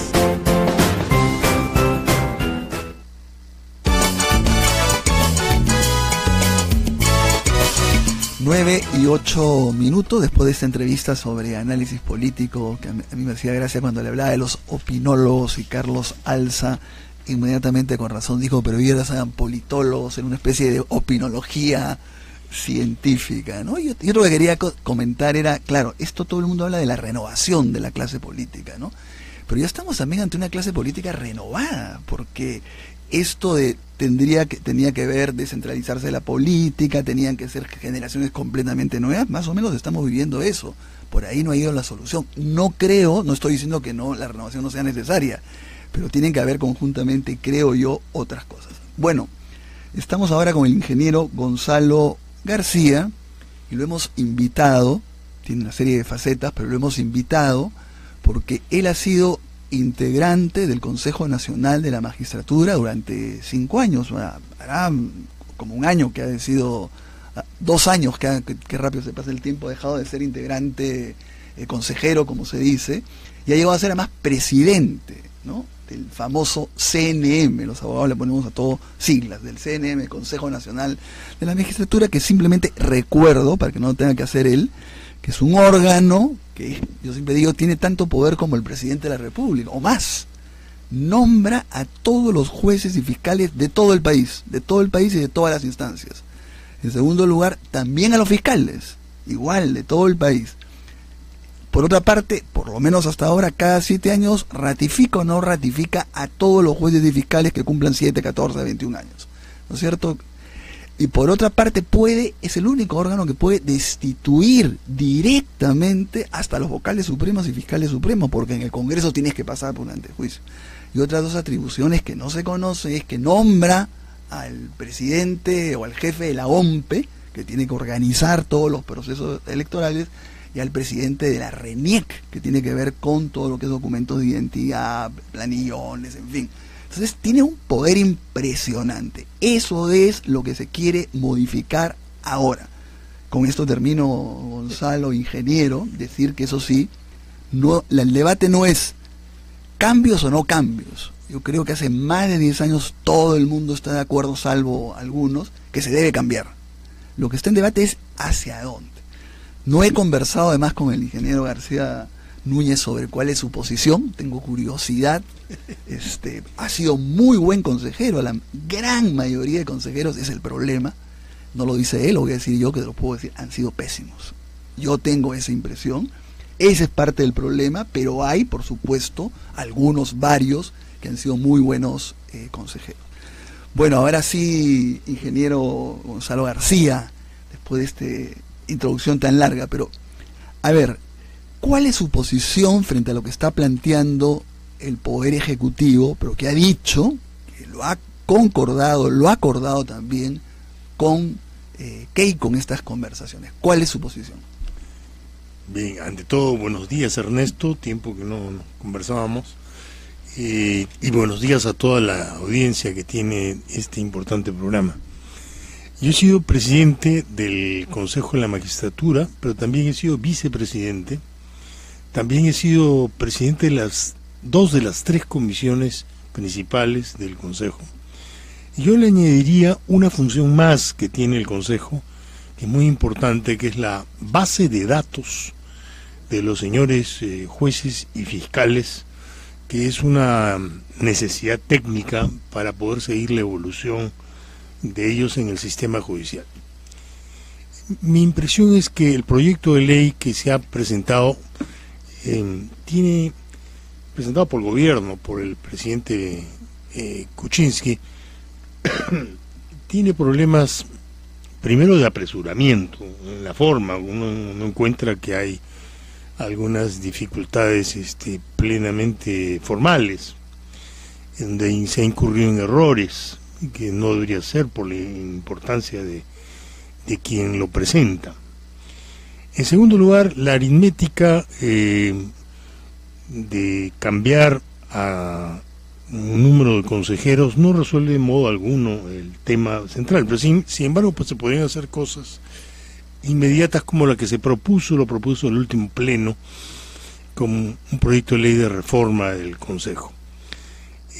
Una cuestión importante es la participación de la sociedad civil, y en ello de los colegios profesionales, de los cuales en mi caso yo provengo, cuyo modo de elección original, tal como lo recibí en todo caso, fue de un voto universal, directo y secreto de los casi en ese momento 500.000 profesionales, y competimos un número importante de colegas de distintas profesiones, y el resultado fue la elección, en mi caso, y la elección de otros profesionales como representantes. Eso fue variado por un proyecto, con una ley que dio el Congreso, inspirada en una propuesta del congresista Sousa del Fujimorismo y respaldada por algunas otras fuerzas políticas, en el sentido de variar el modo de elección. Entonces ya no se consultaba abierta, voto individual, un profesional, un voto, sino se planteó y es lo que ahora funciona, un sistema indirecto. Se constituía una asamblea, y esa asamblea a su vez un grupo, y eso terminaba pues en una serie de manipulaciones de orden ya no profesional. Totalmente sí, de acuerdo. De otro tipo. Entonces ahí está la raíz del problema. Ahora, ingeniero, pero a ver, eso tiene que ver evidentemente con la forma de elección de los colegios, de los representantes de los colegios profesionales. Es decir, cuando los colegios profesionales eligen a sus 2 representantes, porque los abogados eligen a uno hasta ahora. Y los otros colegios profesionales, es decir, los ingenieros, los médicos... 33. ¿no? Claro, 33 colegios profesionales eligen a otros 2. Pero el problema está, y aparte hay universidades públicas y privadas que también eligen, pero el proyecto deja de lado todo eso y pasa a una nueva fórmula completamente diferente, que es que ahora sería el Congreso, ¿no es cierto?, quien nombrara a uno en el Consejo Nacional de la Magistratura, el gobierno nombrara a otro en el Consejo Nacional de la Magistratura, la Corte Suprema, no todos los jueces, solamente la Corte Suprema, eso sí es ahora sí, pero se mantendría eso, los fiscales supremos, y esos 4 a un quinto, es decir, los 4 a un quinto. Exacto. O sea, cambia totalmente la composición. Entonces la pregunta es, porque lo que se dice esto, nadie había planteado que fuera el poder político que nombrara a los representantes. Exacto.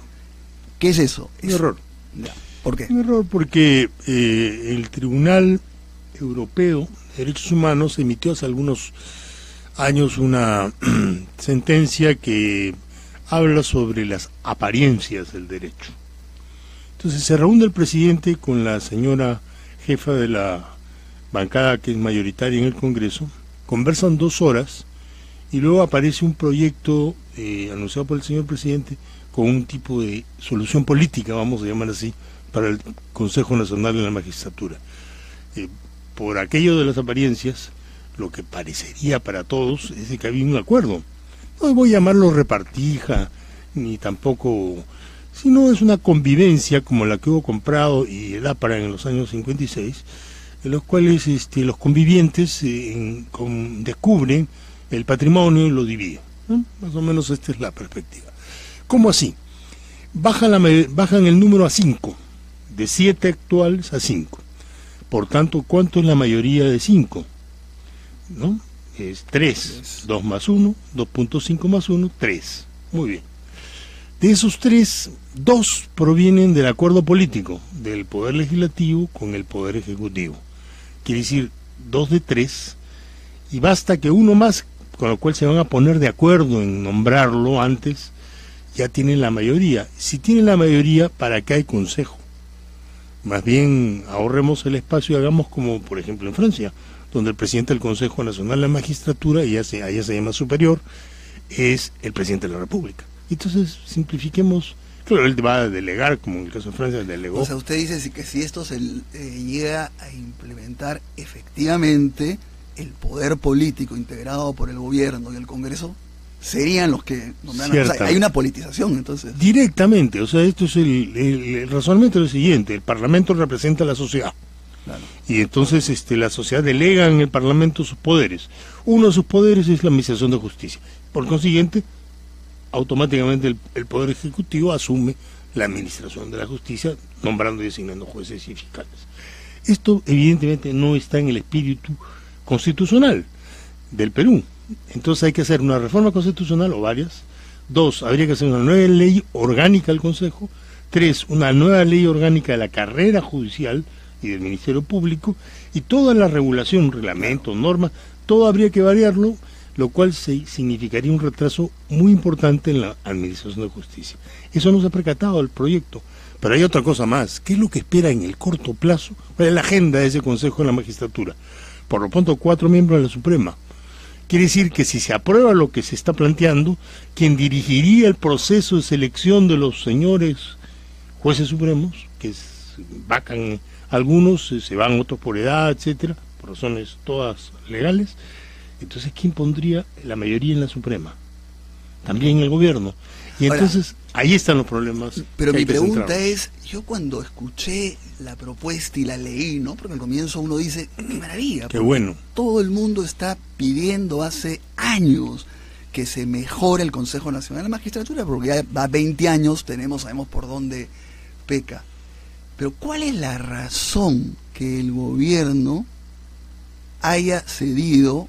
Yo lo digo cedido, ¿por qué? Porque en su propuesta, cuando explicaban lo que iba a hacer el Consejo Nacional de la Magistratura, no iba por ahí, iba a mejorar en lo que se estaba. Entonces ahora gira totalmente a una politización luego de una reunión con el Fujimorismo. ¿Por qué? ¿Qué se pretende? ¿Qué se quiere? Como una cosa que es evidentemente política se echa a andar. ¿Por qué? ¿Por qué? ¿Cuál es la razón? Bueno, eso, como tú bien entenderías, hay que preguntárselo a quien lo ha formulado. Pero evidentemente lo que se busca es el control sobre las decisiones de los jueces y fiscales bajo el modo de varios. Uno, la ratificación, que caería en manos siempre el Consejo, pero ellos, los jueces, tendrían cada 7 años van a ratificación. Primer problema. Disciplina. El control disciplinario de las altas autoridades está en manos del Consejo. Eso también lo quieren. Lo que se acaba de describir en materia de los poderes del Consejo. Entonces, ¿para qué lo quieren? ¿Qué tipo de control se está instalando? Político. Hay que mirar pues al 18 y al 21. Hay que elegir al próximo jefe de la OMPE. Hay que elegir al próximo jefe de la RENIEC. En consecuencia, evidentemente las implicancias de esta decisión son mayores, hay que verlas en ese marco. Claro, porque eso es lo que yo decía al comienzo. También, no solamente a todos los jueces fiscales, al jefe de la OMPE, que es el que organiza todos los procesos electorales, y al jefe o presidente de la RENIEC, que tiene que ver con todos los documentos de identidad, con todos los padrones, con todo eso. Es muy, muy importante, fíjense lo que ha ocurrido. O sea, que tú también lo ves por ahí, o sea, no solamente por jueces y fiscales, sino también estarían pensando en elecciones. Evidentemente. Grave, ¿no? Entonces, bueno, indica la naturaleza política de la fuerza dominante. Yo creo que si bien nadie puede decir mucho sobre la conducta de Pedro Pablo, él ha tenido un itinerario político en el marco de la democracia, pero no podemos decir lo mismo de la fuerza aliada. En consecuencia, yo creo que lo que está en riesgo es vamos a llamar así, tomar jugo de naranja política en materia del Consejo de la Magistratura. Ahora, no nos olvidemos de otras cosas. Creo que hay mucho también de desconocimiento de las funciones del Consejo. Y en esto hay una evidencia que... por ejemplo, se habla mucho de que deberían ser todos juristas. Yo no tengo ningún inconveniente, me parece, yo soy egresado de una facultad de Derecho y Ciencias Económicas, y por ahí conozco el tema, pero independientemente de eso, se requiere la voz de la sociedad civil. Y la tarea fundamental del Consejo no es necesariamente escrutar la calidad de las sentencias de los señores magistrados, que es muy importante y es muy útil para poderse formar un juicio. La principal tarea es entrevistar. Mira, hay como 20.000 entrevistas que les esperan de aquí a los próximos 5 años a los nuevos componentes del Consejo de la Magistratura. Para eso se requiere un conjunto de habilidades complejas.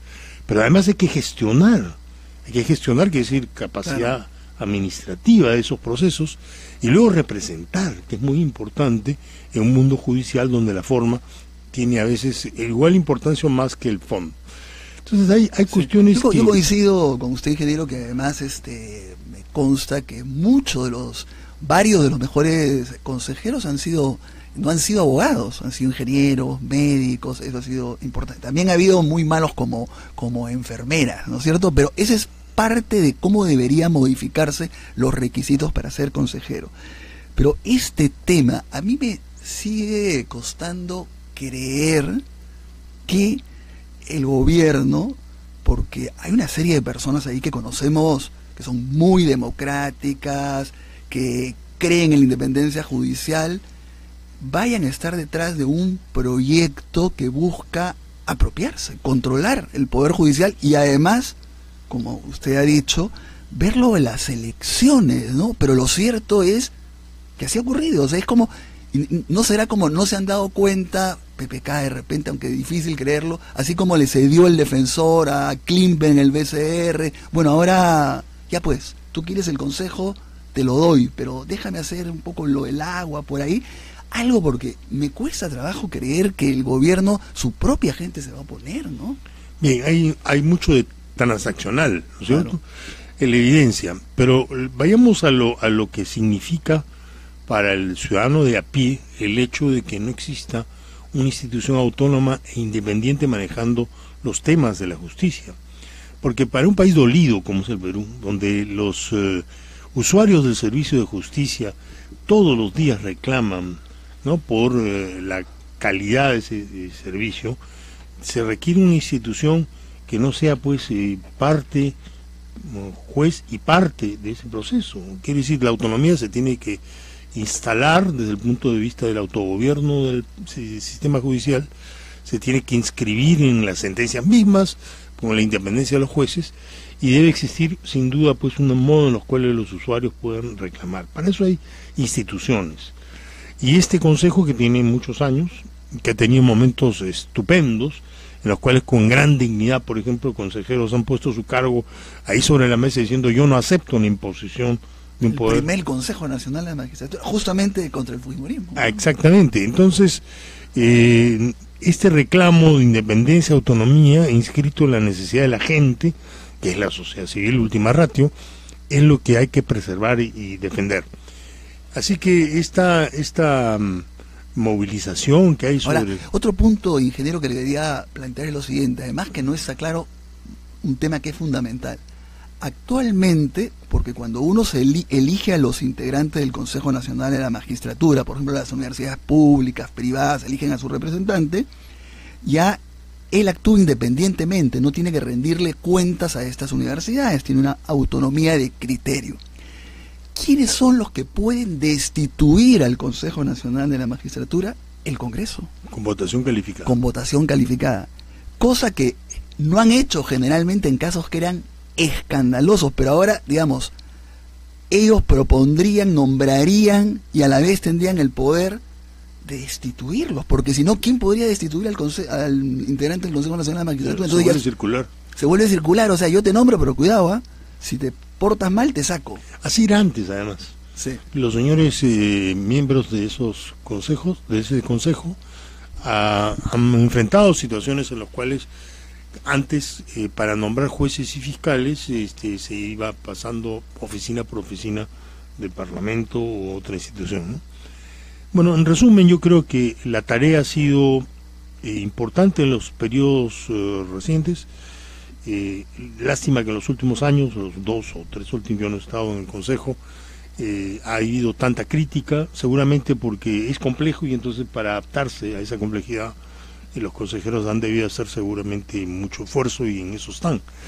Pero las cosas son como son. Uno va ahora a la avenida Paseo de la República, se encuentra que, a diferencia de las fotos que siguen saliendo en algunos medios de comunicación sobre el Consejo de la Magistratura, existe un edificio de 20 pisos del Consejo de la Magistratura, preparado para 9 miembros, que sería lo estupendo para poder desarrollarlo, con una serie de perspectivas de cambio que no aparecen.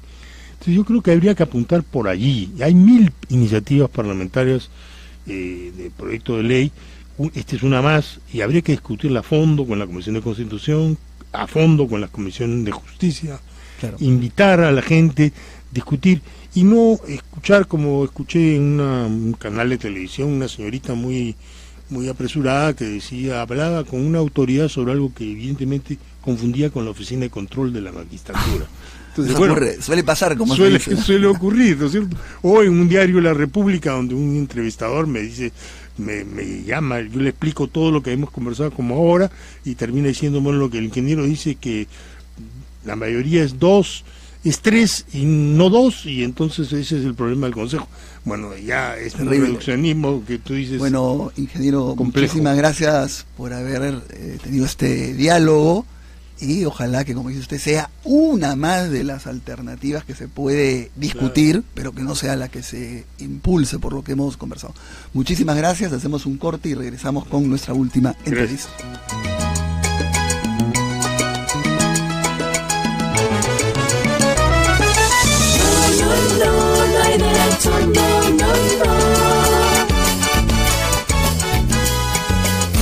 Que no te cuenten cuentos, el Diario 1 te cuenta la verdad. Compra el Diario 1, el diario oficial de la realidad peruana.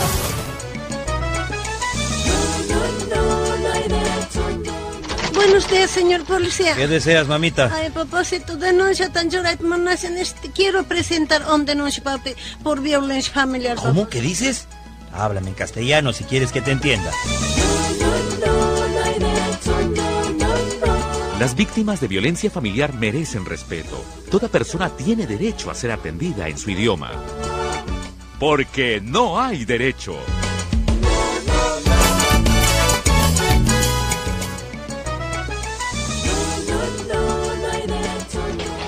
Ya me dieron el dinero para la construcción del colegio. Son tantos materiales, ojalá que nos alcance. No se preocupe, compadre, no se preocupe. Yo tengo un lugarcito donde nos venden más barato y en las facturas ponemos precios altos, los costos reales, pues. Pero, compadre, no se preocupe, yo sé la movida y así nos cae alguito, ¿no?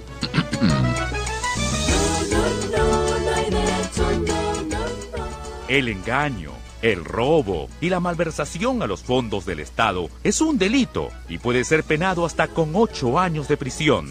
Denuncia a los que cometen este delito. No formes parte de la corrupción. 9:31. Bueno, nuestra tercera entrevista es una perspectiva, diría, especial, original, ¿no?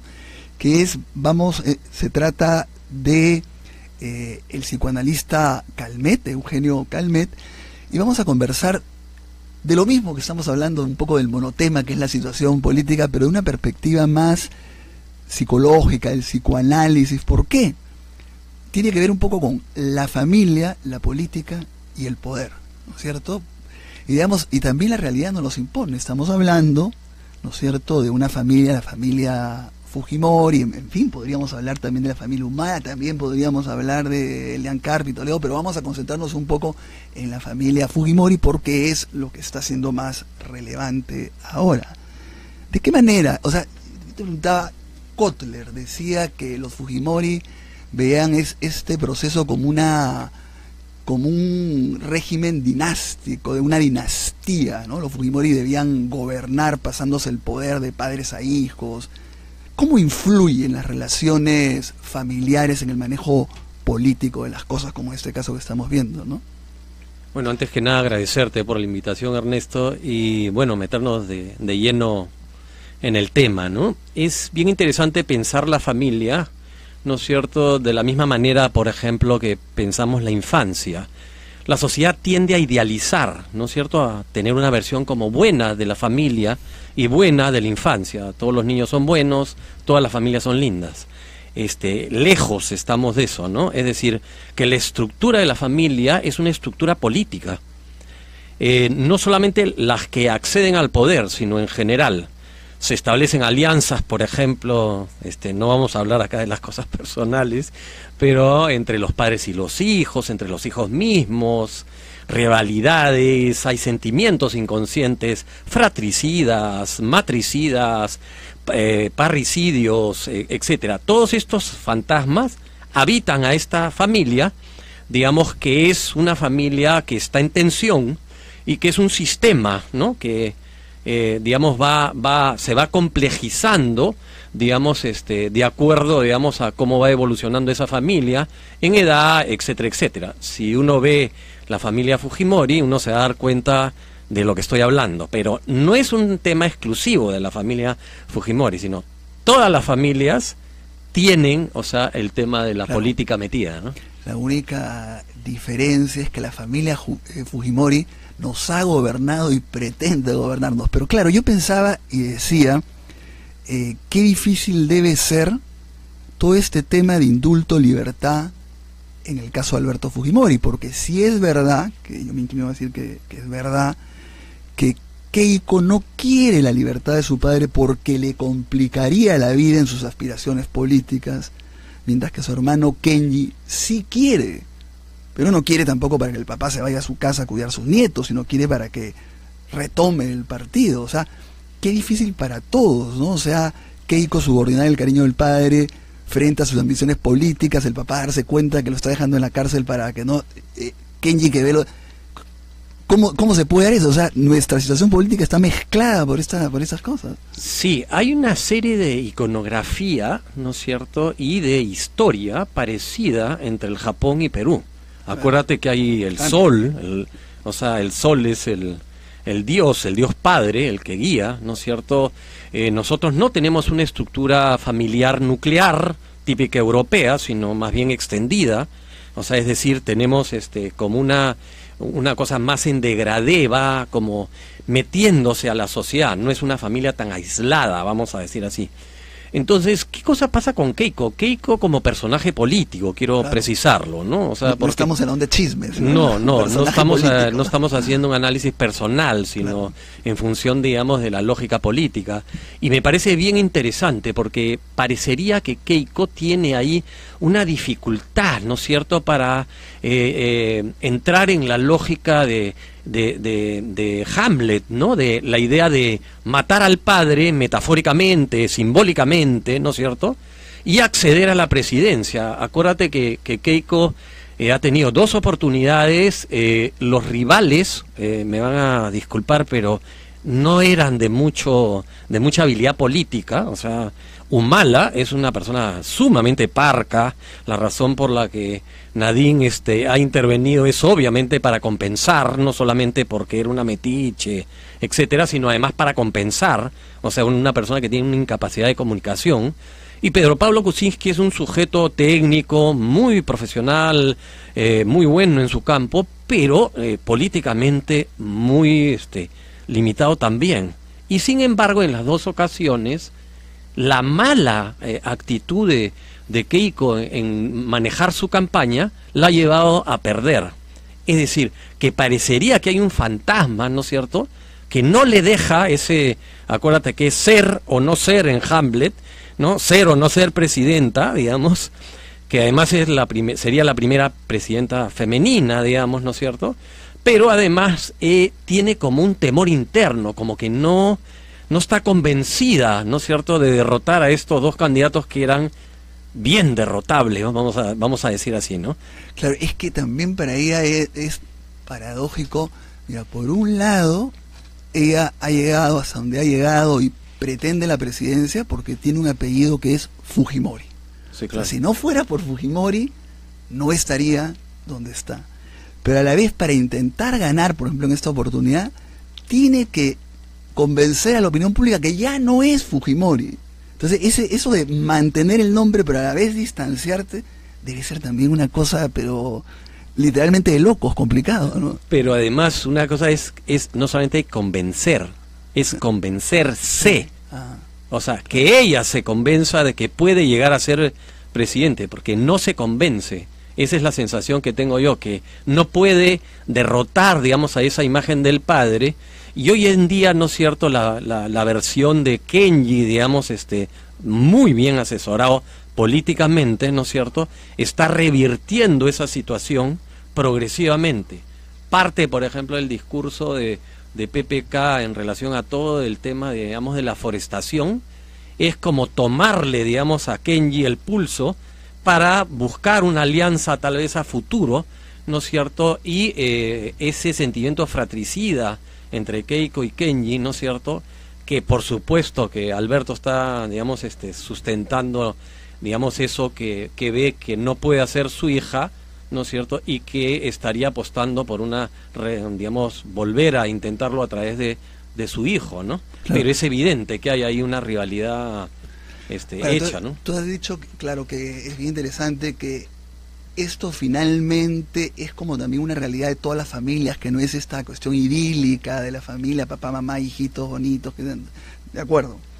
Pero en este caso también uno piensa como que es una familia donde vale todo, ¿no? porque yo estaba pensando, Keiko reemplazó a su mamá como primera dama con el consentimiento del padre. Sus 4 hijos se pusieron del lado del papá en el divorcio, cosa que uno normalmente no se ve, ¿no? Ahora también Keiko pretende reemplazar al padre, se enfrenta con Kenji, o sea, es entre todos, o sea, se sacan la mugre, ¿no? Ahora, hay una cuestión que no hay en toda la familia, el poder, o sea, el poder político, ¿no? Claro, si metes el poder a la ecuación, ¿no es cierto? Porque todos lo vemos en nuestras propias familias. O sea, si tú haces una introspección te vas a dar cuenta que hay alianzas, claro. ¿no es cierto? Rivalidades, la mamá es más amigo de él o del otro hijo, y se establece una dinámica que... En mi casa generalmente todos están en contra de mí. Eso es porque se hija mujeres. Sí. No, pero lo interesante, digamos, lo que a mí me parece interesante es que una de las cosas sobre la que se fundó el tema, digamos, del poder dentro de la familia Fujimori es acuérdate que Susan Iguchi fue muy maltratada, digamos, fue inclusive, dijeron algunos, digamos, físicamente, ¿no? Y que eso trajo, digamos, una serie de dificultades en la desestructuración de la familia, que han generado culpas y un montón de elementos al interior, digamos, de la familia Fujimori, ¿no? Claro. Hay como un destino, ¿no? De medio trágico, como que si no fuera a acabar del todo bien, ¿no es cierto? Esta familia, digamos, que podría estar puesta, digamos, en la tragedia griega sin ningún problema, ¿no? Ahora, trágico y también con muy buenos resultados, porque fíjate tú, Fujimori ha estado más de 10 años en el poder, la mamá, los 2 hijos han sido congresistas, una ha sido 2 veces candidata a la presidencia, digamos que han tenido sus compensaciones, por decirlo de alguna manera.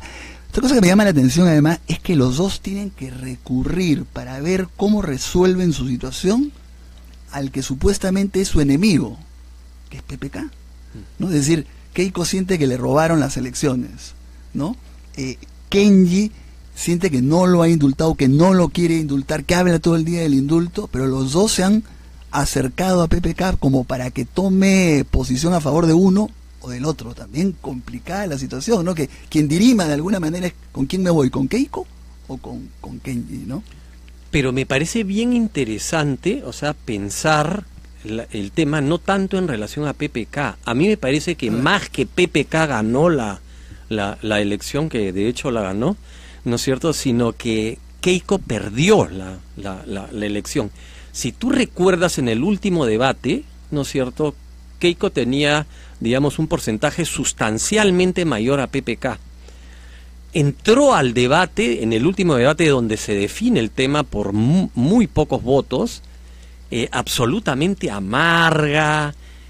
Si tú eres ganador, ¿no es cierto?, tú entras a no debatir. PPK se puso agresivo, no sé qué le dieron ese día para que estuviera muy, muy potente, ¿no? ¿Te acuerdas del debate? Sí, claro, por supuesto. ¿No? Y digamos, lo que uno vio no es a una Keiko condescendiente, femenina, buena, que la hubiera llevado a la presidencia sin lugar a dudas, sino ve uno a una persona amarga, insultando a PPK, o sea, y uno se pregunta, no entiendo, o sea, ¿qué cosa es lo que estaba haciendo? Si yo estoy de ganador, ¿no es cierto?, yo dejo que el otro me insulte, yo me victimizo, claro, que es un muy buen negocio en la política peruana, victimizarse, y hubiera ganado sin lugar a dudas. Pero siempre tiene un temor, no llega, es como si tuviera algo dentro de ella, políticamente, que no le deja asumir la presidencia. Más aún, me atrevería a decir, digamos, sin afanes pitonizos, vamos a decir así, que Keiko nunca va a ser presidente. Tiene algo dentro de su cabeza que la limita digamos, a tener esa vocación, ¿no es cierto?, por el poder, porque para llegar al poder hay que tener como una convicción, es como la hipnosis. En la hipnosis hay que ser como muy determinado, ¿no? Y el líder que duda, ¿no es cierto?, que no sabe, que está ahí como, no sabe si tomar el poder, ¿no? Entonces es como si estuviera sumisa a la lógica de solo su padre puede haber sido presidente, ¿no? Ella parece que tiene dentro un mandato. Increíble, ¿no? Más está en ella lo que tú nos tratas de decir. Yo estoy convencido, porque si te pones a pensar, ¿no es cierto?, tú dices, bueno, PPK no es un político, claro. O sea, no tiene labia, es muy, no quisiera usar la palabra torpe, pero es una persona muy buena, todo lo que quieras, o sea, tiene otras cosas fantásticas.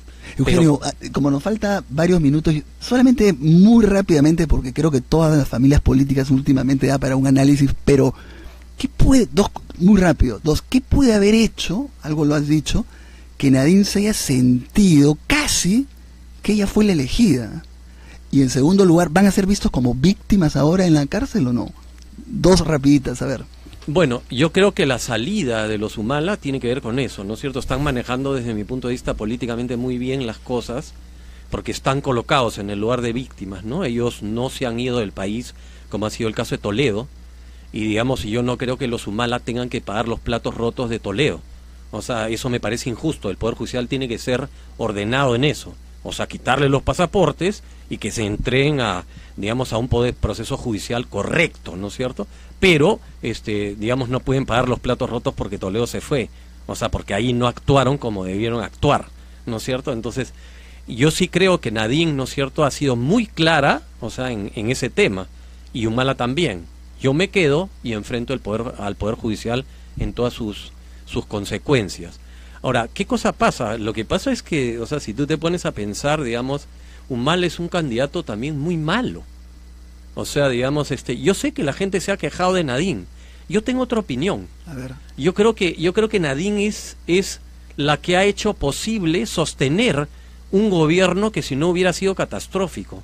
Es decir, que Humala no tiene capacidad de liderazgo, que es un militarote, que no tiene la educación que tiene Nadine, y que justamente Nadine es quien coordina, establece todas las cosas, y por supuesto con el devenir del tiempo, como es joven, se le sube la mostaza a la cabeza, ¿no? Le faltó... Borrachita de poder. Borrachita de poder, esa es la sensación.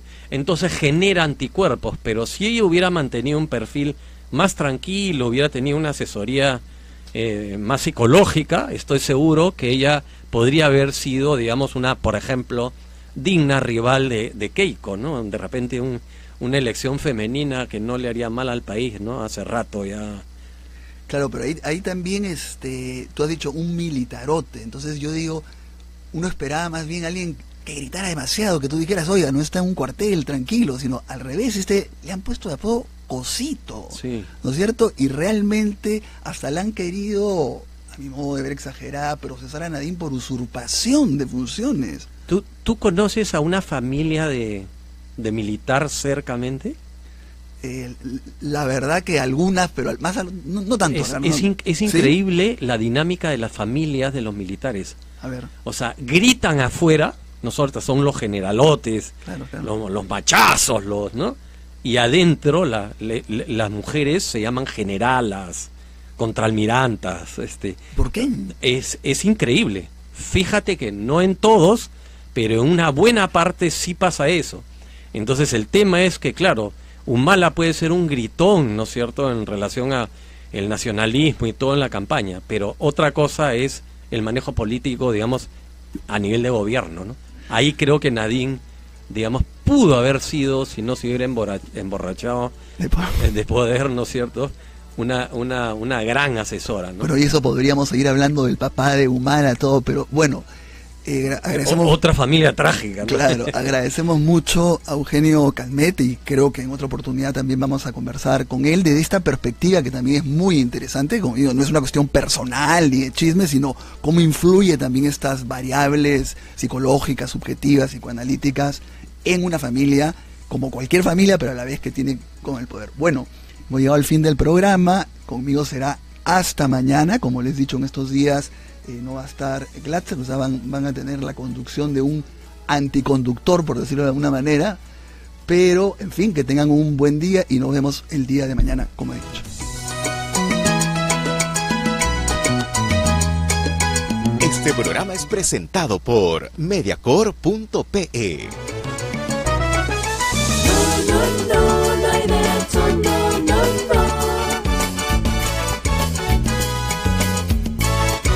El Instituto de Defensa Legal presentó No hay derecho, un espacio de noticias, diálogo, debate y participación.